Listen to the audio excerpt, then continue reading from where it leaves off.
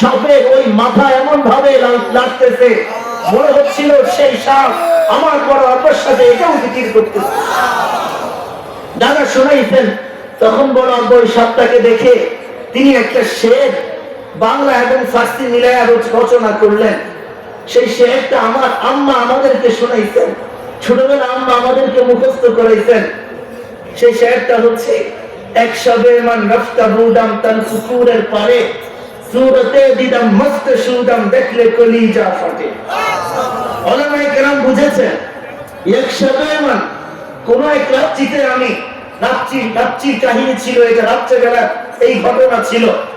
এক শবে মান কোন এক রাত্রিতে আমি রফতা বুদাম গিয়েছিলাম তাল পুকুরের পারে। ওই যে আমাদের তাল পুকুর নামক একটা পুকুর ছিল, সেই পুকুরের পারে সুরতে দিদাম এমন একটা সুরত আকৃতি দেখেছি, এমন একটা সাপের আকৃতি দেখেছি, এক সুরতে দিদাম মস্ত সুদাম, যেটা দেখে আমি মস্ত হয়ে গিয়েছি, পাগল প্রায় হয়ে গিয়েছি। দেখলে কলিজা ফাটে, যেটা দেখলে নাকি কলিজা ফেটে চৌচির হয়ে যায়। বড় আব্বা সেই শেয়ারের মাধ্যমে তার নিগুড় রহস্য এটা উম্মতের সামনে সুস্পষ্ট করেন নাই। তিনি সুরতে দিদাম মস্ত সুদাম দেখলে কলিজা ফাটে, ওই সাপের যে আকৃতি ছিল আমরা দাদার মুখে শুনেছি। দাদা বলেছেন সাপটা বড় আব্বার সাথে পাশে বসে বসে বড় আব্বা জিকির করতেছেন, মাথা রাখতেছেন, লা ইলাহা ইল্লাল্লাহ লা ইলাহা ইল্লাল্লাহ, মাথা রাখতেছেন, জিকির করতেছেন। কেমন যেন ওই সাপটা পাশে বসে বসে আমার বড় আব্বার সাথে এটাও মাথা রাখতেছে আর জিকির করতেছে। বলেন সুবহানাল্লাহ। ও আমার ভাইরা, কারামাতুল আউলিয়া হাক্কুন, বুজুর্গানে দ্বীনের কেরামত এটা সত্য, আহলে সুন্নাহ ওয়াল জামার আকীদা। অবিশ্বাসের কোনো সুযোগ নেই, অস্বীকারের কোনো সুযোগ নেই। এটা আমাদের আহলে সুন্নাহ ওয়াল জামার আকীদার অন্তর্ভুক্ত। আউলিয়ায়ে কেরাম তাদের ভিতর থেকে, তাদের মধ্য থেকে অলৌকিক যে ঘটনাগুলো সংঘটিত হয় এগুলো সব হক এবং সত্য। বরং আরো অনেক ঘটনা আছে।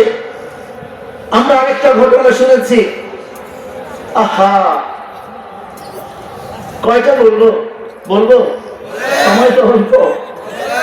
আমাকে মূলত এখানে আসার পরে দায়িত্বশীলরা বললেন যে আমরা তো হযরতের কারামাত সম্পর্কে তেমন শুনি না, তা আপনি যেহেতু খানদান থেকে আসছেন, দুই একটা কারামাত আমাদেরকে শোনাবেন।